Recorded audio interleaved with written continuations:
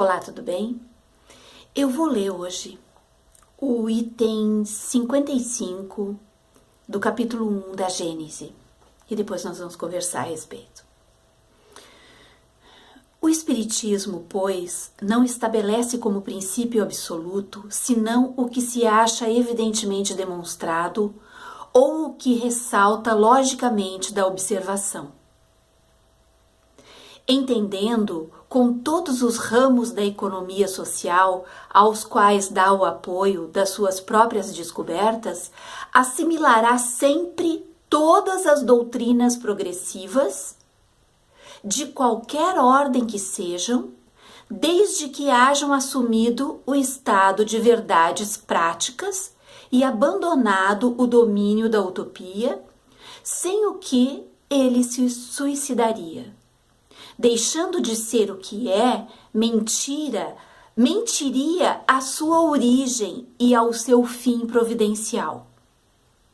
Caminhando de par com o progresso, o Espiritismo jamais será ultrapassado, porque se novas descobertas lhe demonstrassem estar em erro, acerca de um ponto qualquer, ele se modificaria nesse ponto. Se uma verdade nova se revelar, ele a aceitará. É uma das partes mais bonitas da Gênese, esses capítulos iniciais. São partes fundamentais para entender a forma como o Espiritismo é colocado diante de nós. Se uma verdade é comprovadamente colocada como verdade, o Espiritismo a aceitará. Se a ciência provar determinadas teorias, o Espiritismo as aceitarão. Essas teorias serão incorporadas, né, como verdades dentro do Espiritismo. Num dos artigos de Kardec na Revista Espírita, ele coloca exatamente isso, que se o Espiritismo e a ciência entrarem em conflito em determinado momento da existência, e a ciência se demonstrar completamente comprovada, se esse conflito for comprovado, nós precisamos estar do lado da ciência. O verdadeiro espírita, ele aceita as mudanças sociais, as mudanças científicas. O que a gente está presenciando hoje é uma coisa assustadora em termos de obscurantismo, em termos de retrocesso moral, intelectual e espiritual. Porque as pessoas, nós sabemos que o processo evolutivo ele não retroage, mas as pessoas estão agindo de uma forma absolutamente retrógrada. Então, realmente, essas pessoas que agem dessa forma, hoje, em algum tempo, num passado recente, deveriam ser pessoas muito bárbaras, porque o que a gente está presenciando é assustador. Espíritas seguindo terraplanistas, mas meu Deus, a falta de bom senso, a falta de leitura, a falta de interpretação de texto é assustadora. É assustadora. No momento em que nós precisávamos dar um passo adiante, um passo à frente, no momento que nós precisávamos estar unidos,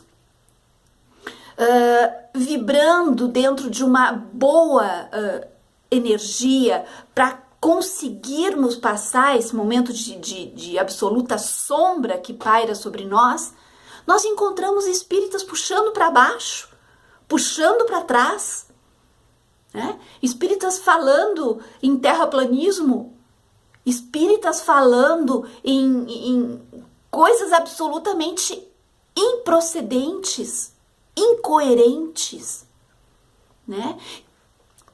Se a pessoa tem uma ideologia política de direita, isso não é problema.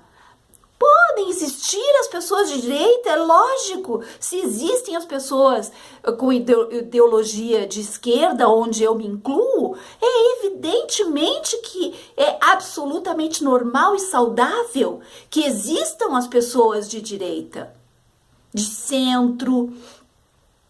Agora, um espírita declarar abertamente que é de extrema direita, flertando com o fascismo, flertando com o nazifascismo, é absolutamente inaceitável.